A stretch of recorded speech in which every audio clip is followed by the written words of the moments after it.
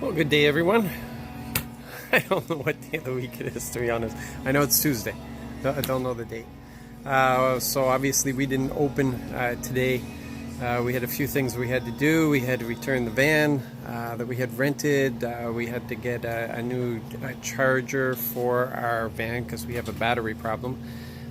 And for some reason the charger is no longer functioning, so we had to go out and get a new one. And I'm going through all the camping supplies and getting those all put away. Plus, I'm making bread and doing that sort of stuff, getting ready for tomorrow. So it's a lot to do today. But I wanted to slip this video in today as we've started reading through Jeremiah. Jeremiah is one of those great prophets. And we have to be careful while reading through it, that we understand that God is talking to Israel. But there's lessons in there for us to retain. And in reading through this, there should be some practical application that we can take. And the last few days I've been talking about Josiah, and he was the last kick at the can, really, the last king to serve Yahweh with all of his heart. But the problem is the king served Yahweh, but the nation of Judah had gone so far now that their hearts were ruined. They had no capacity at all for loving and worshiping Yahweh. What they did in obedience to the king, but there was no heart there.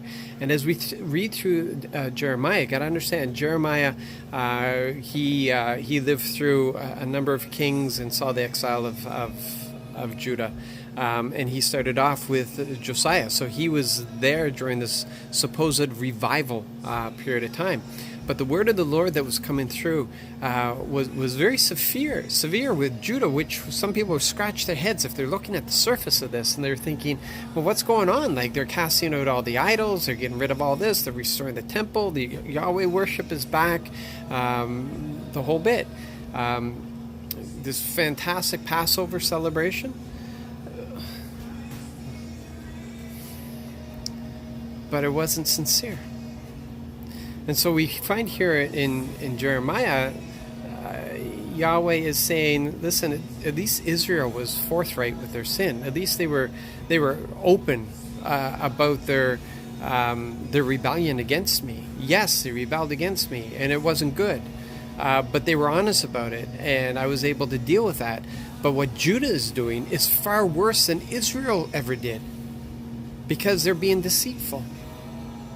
Because they are pretending to worship me, but they have no love for me. It's a deceitful thing. And one of the things that our Father really doesn't like, and we can understand this because I've said the words myself, I'd rather my children be honest with me so that we can deal with matters than to lie about it, and then we can't deal with anything. I'm not interested in punishment for the sake of punishment. I want to help them grow and become more. I'm not interested in punishment anymore at all. I'm interested in helping them to understand what results with bad decisions, and sometimes allowing them to make bad decisions so they can see it for themselves. But most of the time wanting to give good counsel to them, but not forcing them. Here, Judah had been forced into Yahweh worship, and it did them no good because their heart wasn't in it.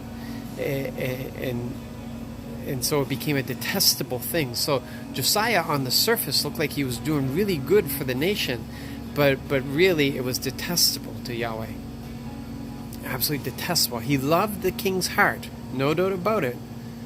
But forcing the nation into worship when their heart wasn't there because they had prostituted themselves to other gods. And Jeremiah is, the Lord through Jeremiah is like, who has ever heard of such a thing? That a nation would change their God. You know, I rescued them, I've protected them, I provided for them, I've done everything that I said I was going to do for them. What God has ever done anything? Because there are no other gods. They're stone and they're wood. They're creation, and they're worshiping creation. And here I am the creator, and I've done all this, and they prostituted themselves to creation. Wow. So yeah, Dad wasn't pleased. But again, with his explanation of the correction that was coming in, he laid down all the promises that it was only for a period of time, and then he would restore them. And that's what's important to understand about God's creation. He's not, or his correction. He is not out to destroy anybody. He's not. And I mean, Paul told us that if we're corrected, that shows that we are a legitimate child. And God's correction isn't even like the Old Testament at all. He will allow us to make these decisions. He'd rather we wouldn't, because it hurts him, because he knows what it's going to result in us, and that's sad. It hurts him because he knows what's going to happen to us. But he allows it, first of all, because we're free to make that decision. Second of all, because he plans on teaching us out of that situation, so that we won't have to repeat it again. So this is really interesting stuff. It is really, really interesting stuff when you stop and you consider how we think about our Father and who He actually is. And much of the prophets, much of what they show to us, reveals that Father's heart to us, and that's what we need to take note of. So you have a blessed day. I'm looking forward to seeing all of you at prayer meeting tomorrow night, and I hear there's some great testimonies that have come out of our absence, so I'm really looking forward to that. You be blessed and encouraged today.